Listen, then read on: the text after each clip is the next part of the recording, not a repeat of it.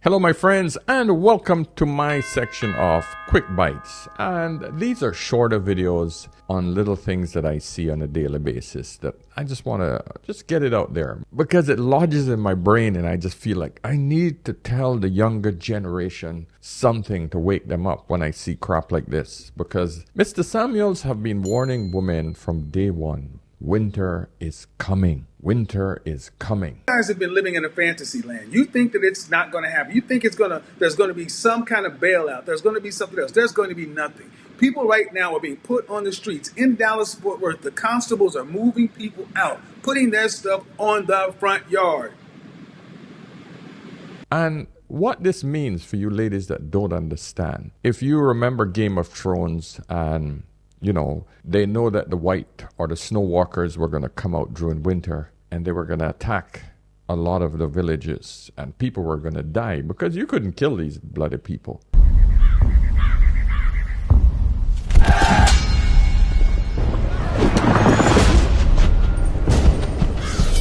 Winter's coming.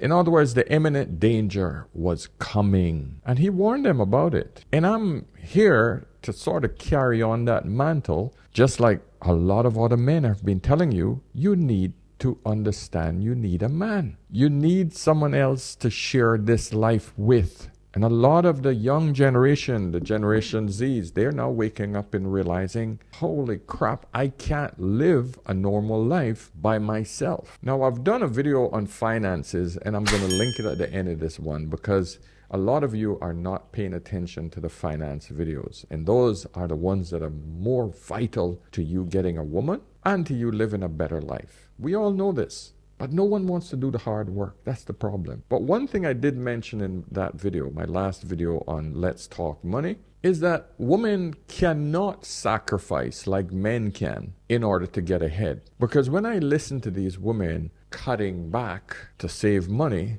I just don't understand how they can view what they're doing as cutting back. So let's listen to two videos because I want you ladies to learn a very, very big lesson.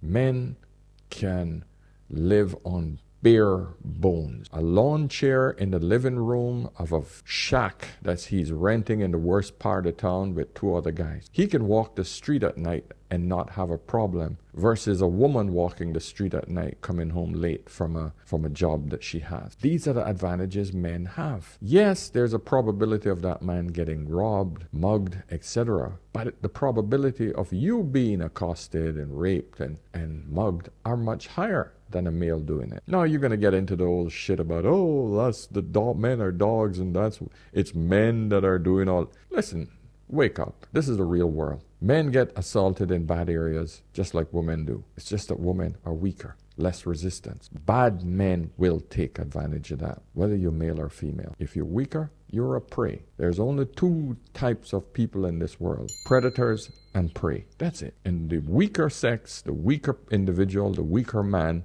is the prey. That's the reality of life. But I don't want to deviate too far from this general message, which is, ladies, winter is here and you're waking up and you're now realizing this whole mantra, I don't need a man. Your ancestors realized a long time ago they needed a man. Men can live on nothing. Men can live on bread and water just to save a few dollars to survive. Women can't do that, especially modern women. First, we're going to listen to this Caucasian lady have a meltdown about how hard it is. The first month I won't be able to afford rent. I'm not a rich person. I don't have a lot of stuff. I have basic household necessities: a couch, a bed, washer, a dryer.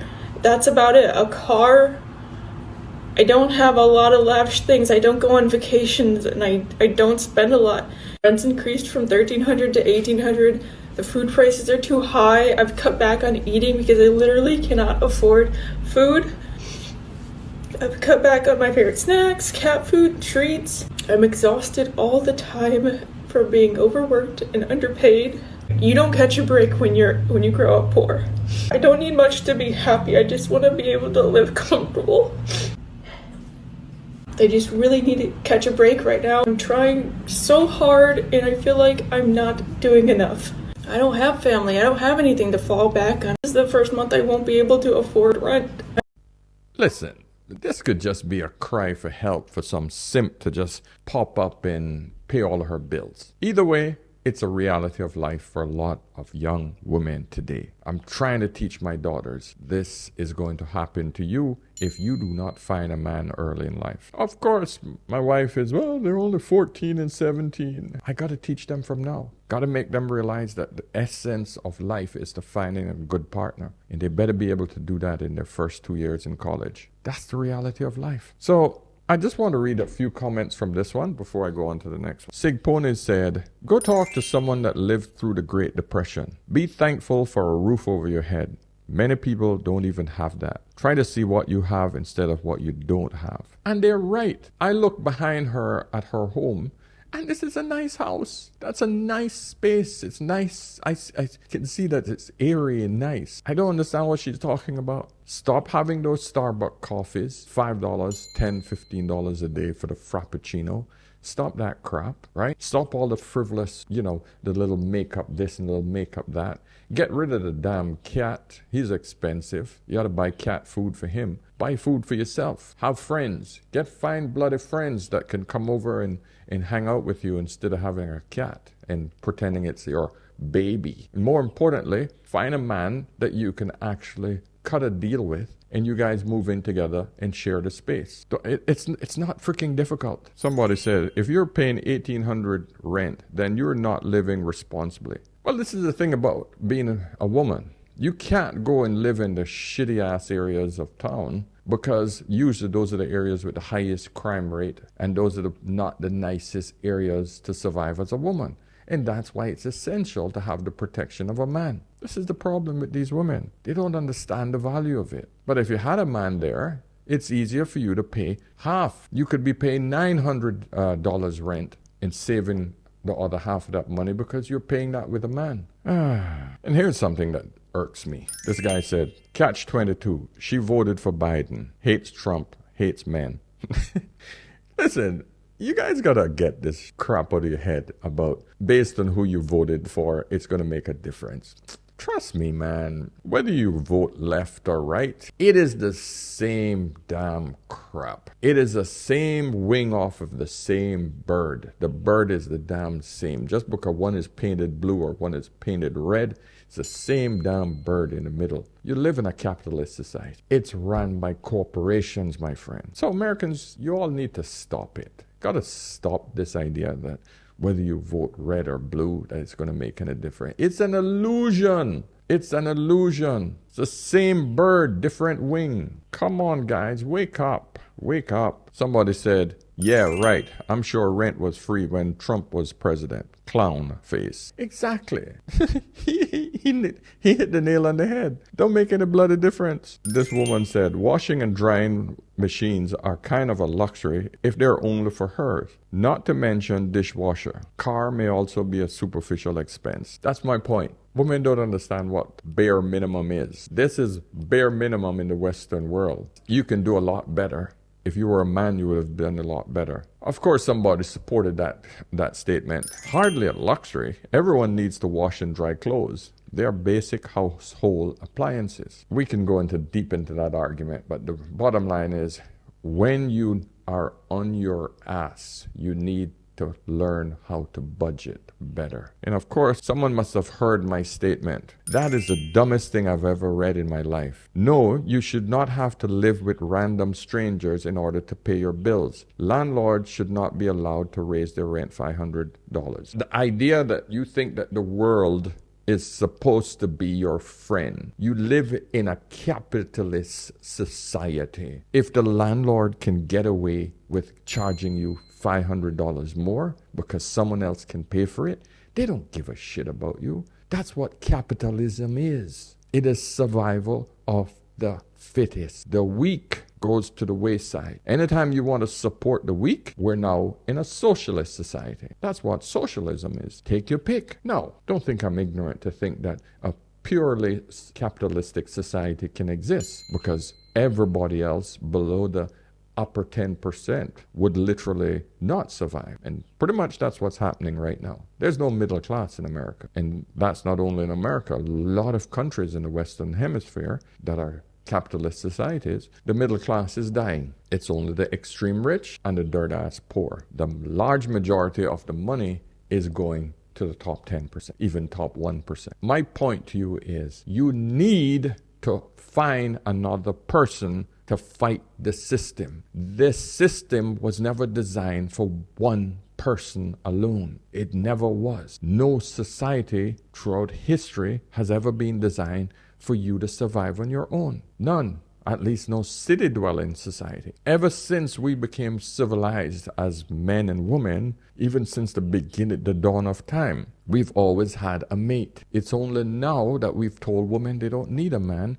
And hey, how's that working out for you all ladies? Yes, of course. The top 1 or even 10% of women can do it. But what happens to the other 90% of women who can't do it? They're going to be bawling like her. 90% of women are crying like her. And I'm talking about single women. Shit, even the people with partners these days are still crying. But that's a whole other story. So I want to go to this other video that shows you the mentality of a woman when it comes to budgeting. All right? Because technically, this is what all women expect.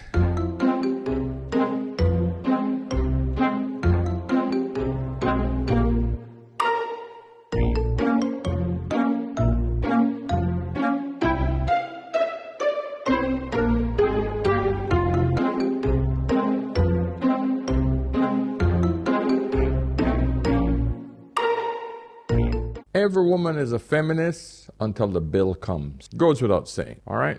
Anywhere in the world.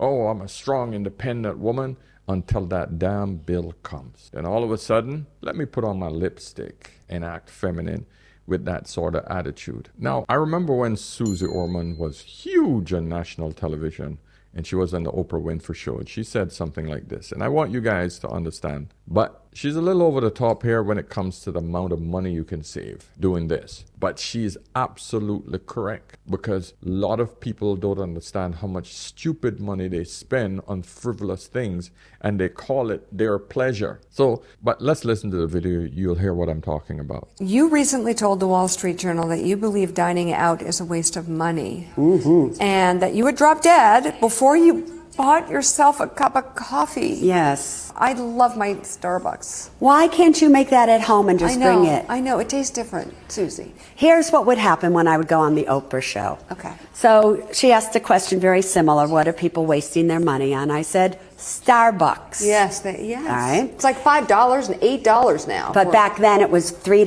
well, $3.75. Yeah. All right. And I said, Oprah, do you know if you were 25 years of age and you bought a Starbucks every single day, and rather than doing that every day, you put $100 a month into a Roth IRA, a retirement account, and you did that every single day until you were, you're 25, so let's say till 65. You averaged 12% on your money over all those years. Do you know, at the age of 65, you'd have $1 million? Oh my God. So all of you are peeing $1 million down the drain. I've never bought a Starbucks in my life. Not even the Morning Joe blend? Not even the Morning Joe blend. Okay, fine. Damn it was my guilty pleasure. And this is the reality of life for a lot of people. They go through life just willy-nilly saying, oh, this pleasure that I get. She's not saying don't have coffee. She said don't buy it from Starbucks. Have the coffee at home. This little thing, this small little thing. If you guys see me, I always have a silver mug. I've had that silver mug for over 9 years, 8 or 9 years now. I bought it from Starbucks. But whenever I go to Starbucks, I have my own coffee I made at home. And I go and sit in Starbucks and I have my meetings there. Not buying, I'm not spending that money over there. No, my client, they buy it. That's fine. They can buy their coffee. I always come, I have mine. Whether they come before me or they come after me, I always arrive at my cup of coffee. It's black, simple, literally. I've averaged how much my coffee costs. It costs me, I think, around 14 cents. Don't hold me to that, but it's close. I've averaged it out based on how much I pay for a bag of coffee, ground coffee. The machine I've had for 12 years, right? And it's it's a nice machine, you know. It has an espresso connection to it, but I never used the espresso part because I lost part of the thing when I was traveling from Saudi Arabia. And I basically just brew my coffee, and I have 2 cups a day. That's it, 2 cups. Never have any more than that. Black, no sugar, no cream. Don't need the extra calories. I don't need the sugar. Straight up black. Just gives me a nice little caffeine kick. 1 in the morning and 1 late afternoon. I can sleep like a baby. And so, my friends, I tell you, you got to learn to budget and take that spare money and put it somewhere else. Otherwise, you get into this type of situation like this young lady is in. Pay tomorrow and the money is literally already gone, so budget with me. First things first, I have $38,000 in credit card debt currently, and I am doing the debt snowball method, so I'm putting $115 towards that. It would have been more, but it's my birthday and I really don't have it. And speaking of my birthday, I bought some clothes for my trip, so I have $76.75 coming out for Klarna, $20.37 for our subscriptions, $188.57 for our gas and electric. I'm a little over $40,000 in student loan debt, so I'm putting $149.20. Well, they taking $149.21 for that. $162 for phone expenses and $95.89 for the Wi-Fi. I am finally getting my roof fixed today. That's $2,900. I just spent $143.77 for some dog food and other miscellaneous things. Life insurance for me and my son is $24.66. I forgot about Hulu. That's $317. I do have $330 in cash, which I'm hoping is enough for gas money. I'm going to the movies with my friend and for spending money when we go out of the country. I do have to pay somebody to watch my dog and cat while I'm out of the country, so I'm budgeting about $115 for that. And then I want to put $1,000 towards my mortgage, and I'll just pay the rest of it from my next paycheck when I get back from my trip. This budget was really, really tight. I feel like I squeezed just about everything that I could out of it. I don't have 1 red cent for anything extra. So hopefully nothing crazy pops up in the new year, because I swear I did not sign up to be on God's strongest soldier list in 2024. Is y'all January budget already done? Let me know. Let you get it through your thick skull that I'm broke. Dead, flat, stony, broke. I've got $3.85 in my purse. That is your strong, independent, single baby mama. Yeah, cat, a dog, a baby, a mortgage, a student loan, and $38,000 in credit card debt, and she's going on vacation. Make that shit make sense. She didn't mention who's taking care of the baby and for how long and how much it's going to cost her. I'm hoping the baby daddy's there to take care of the baby. And that, my friend, is what I'm trying to tell you when I say Mr. Samuels was right. Winter is here. All it takes is one little incident and she wouldn't be able to pull herself out of trouble. She's finished. She's paying portion of her mortgage on 1 month, because next month she can put in the other half. How the hell that makes sense? I don't know, man. So guys, ladies, you're in trouble. If men and women can't come together, ladies, it's going to get worse and worse. The lies that you have been told is going to kill you all. You're all going to be in financial ruins.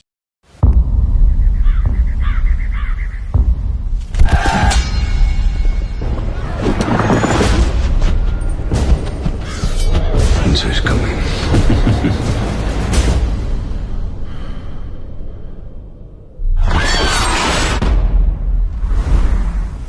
So listen, I'm going to keep this one relatively short. Give me a feedback. Give me a thumbs up on this video so that the algorithm can treat me nicely. Hey, it costs you nothing. It means a lot to me. Okay, guys, let's hear your comments. Give me your feedback. If you have any stories, ladies, I would love to hear it. I would love to help you all. So let me know your pain problems when it comes to your financial issues. If you need help, by all means, book a session and I'll be happy to help you. Okay, so until next time, remember, whenever in doubt, always ask an older man. I'll see you in the next one.